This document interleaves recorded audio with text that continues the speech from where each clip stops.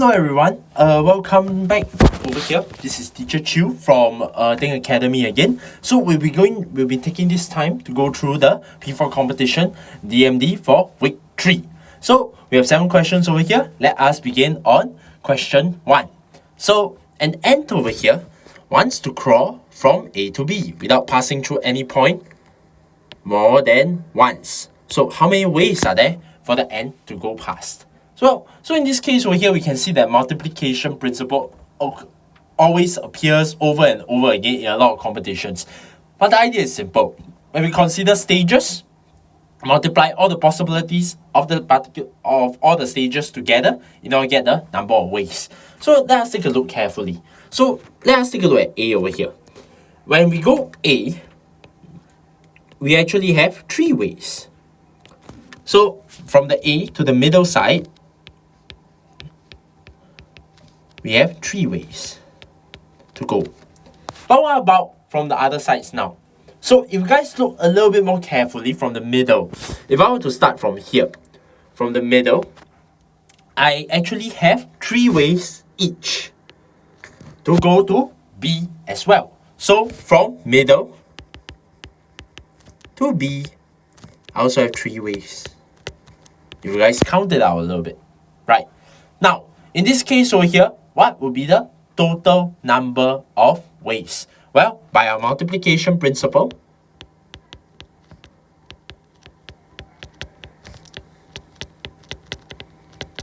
there will be 3 times 3 equal to 9 ways in total. That will be the number of ways by our multiplication principle. I hope this one is straightforward enough. Alright, good. So let's move on to question 2. So the question 2 is a little bit more about logic this time round. So a set of identical screws has 13 pieces, of which 12 pieces have the same weight and only one is slightly heavier. If you weigh them at balance, at least how many times you must weigh in order to find the heaviest screw. So this one requires a little bit more about logical thinking, a little bit more about logical reasoning. But you guys can realize we have 13 pieces of screws. What we can do, the first step, is to take 2 piles of 6. Weigh them.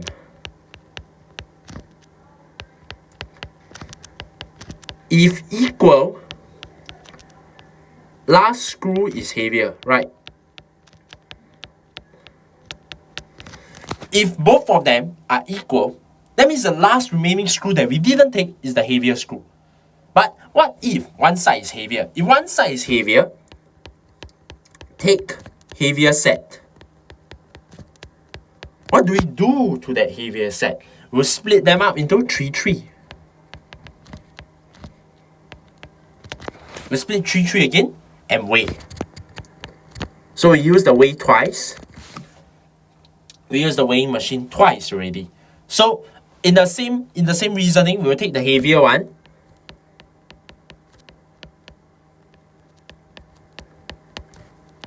Take any 2 screws now. Why do I take any 2 screws? Alright, because if both of them balance out equal, the last screw is heavier.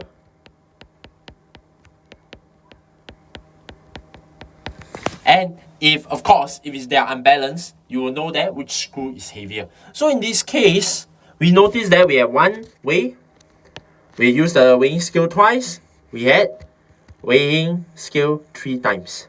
Alright, so in this case, we just really require at least 3 times to find the heavier screw out of all these 13 screws. So this one requires a little bit of logical thinking because it's really about trying to optimize the number of times that you actually use the weighing machine. Find the least number of ways to get the heavier screw out. Alright, so I hope this one clarifies a little bit. Now let's take a look at question 3 now. So question 3, fold the left figure by the dotted line to get the right figure. Alright, so we are going to fold it over there. Given that the area of the left figure is 1.5 times of the right figure, and the shaded region is 1. What is the area of the left figure? Well, looks a little bit confusing. So we might want to have a little bit of algebra going on over here. So in this case, how do we go about it? Well, what I'm going to do is I'm going to unfold this And you guys will notice that this area actually belongs here. And we have two pieces over here, and they must be equal. So we will let them be x. That is our idea. So if you guys notice, 1.5,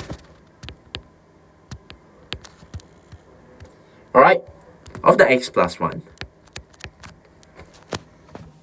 Alright, this is actually really just equal to 2x plus 1. Alright, the area of the left figure is 1.5 times the area of the right figure, and the shaded region is just 1. So that is essentially the idea. And solving this, we have 1.5x plus 1.5 equal to 2x plus 1.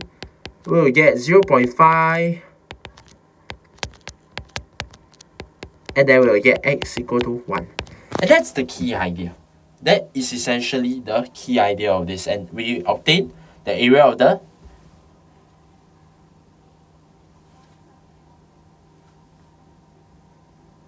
and then afterwards, we obtain the area of the left figure being equal to, alright, so we have two pieces over here. So this one is 1, this one is 1, and then we have the shaded area be equal to 3. So we will have 1 plus 1 plus 1 equal to 3. That is the main idea behind this question. Alright, so I hope this clarifies a little bit more. So let us move on to question 4. A bridge of 7,900 meters long and a train is 100 meters long. The train will take how many minutes to pass the bridge if the train travels 4,000 meters per minute? So when we talk about passing the bridge, we talk about the train completely passing the bridge. So let's draw a diagram out to demonstrate this. We have a 100-meter long train, 7,900 meter long track, and then we have another 100-meter long train at the end. So from the tip, how much does it travel at the end? It actually travels 8,000 meters. And that's the key idea. So the total distance that the train is required to travel is actually 8,000 meters. And if it travels 4,000 meters per minute, the time taken will just be 4,000, which is equal to 2 minutes. I hope this one clarifies a little bit about the fact that we need the train to fully travel past the bridge. That's the idea. Alright, so let's move on to question 5. So a two-digit number, if you switch its tens digit with its ones digit, is 18 more than original number. So how many numbers are there? So in this case over here, we need to do a little bit of logical reasoning over here now. So let's take a look. So we can let the number be AB.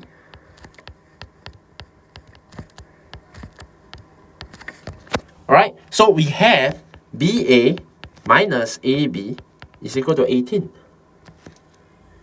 And this one would mean that 10B plus A minus 10A minus B equal 18.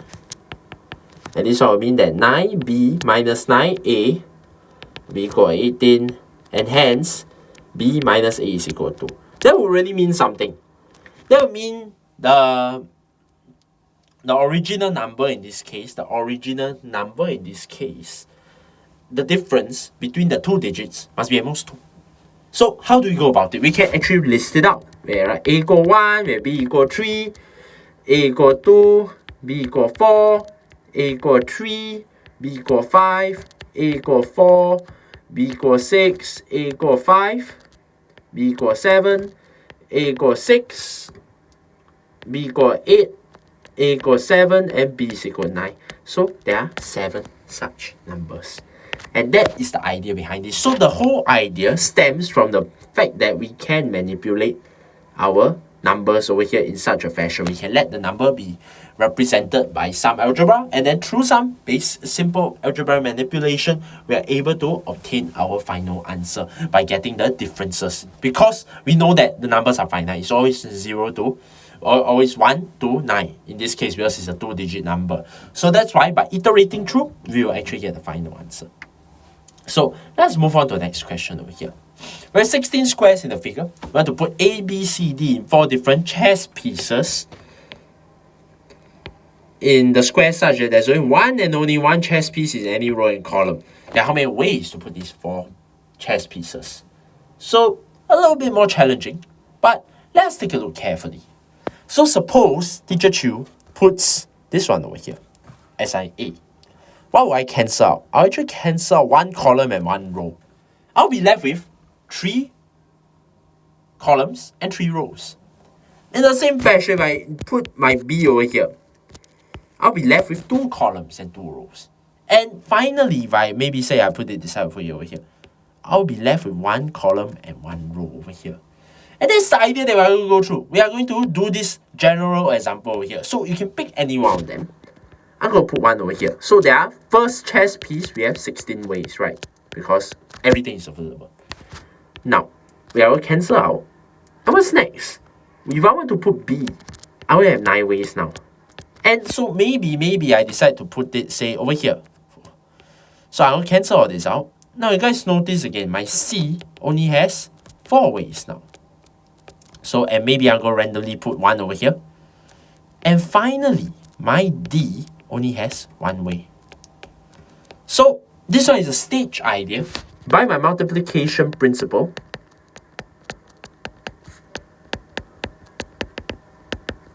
we have 16 times 9 times 4 times 1 equal to 576 ways. And that's the idea for question 6. Is trying it out, trying out a little bit of patterns in hopes to get the solution. So let's talk a bit about question 7 over here. There are only chickens and rabbits in the cage. They have a total of 46 legs. If we swap the number of chickens and rabbits, there will be 38 legs. How many chickens are there originally? So this one is kind of like a chicken rabbit problem. A little bit more complicated. So allow me to share with you guys a little bit more simpler way over here. So we have a double count, chicken plus rabbit. We have the double counted addition. Will just be 46 plus the 8 equal to 84 legs. So in each set over here has 6 legs. So that's why we are going to find out the number of sets. We have 14 sets over here. So after exchange, right, we have there is 46 minus the 8 equal 8 less legs. What does this mean? When this means 8 less legs over here, this one will mean another thing. It will mean that there will be more. There will be 8 divided by 2 equal to 4 more rabbits than chickens originally. So in this case over here, we know that there are 4 more rabbits than chickens only. What would that mean? Out of this, there are 14 animals. So if I were to take this, there will be 14 minus 4 divided by 2, and there will be 5 chickens originally. So this one requires a little bit of shortcut and a little bit more deeper understanding when we swap the number of chickens and rabbits, and we get a different number of legs. What does the difference really represent? And that is how we get the final answer of 5. So with that will come to the end of our DMD over here for week 3. And hopefully I will be uploading the new set again. So be sure to try it out. And as usual, I'll see you guys next week. Alright, with that, see all of you next week again. Bye bye.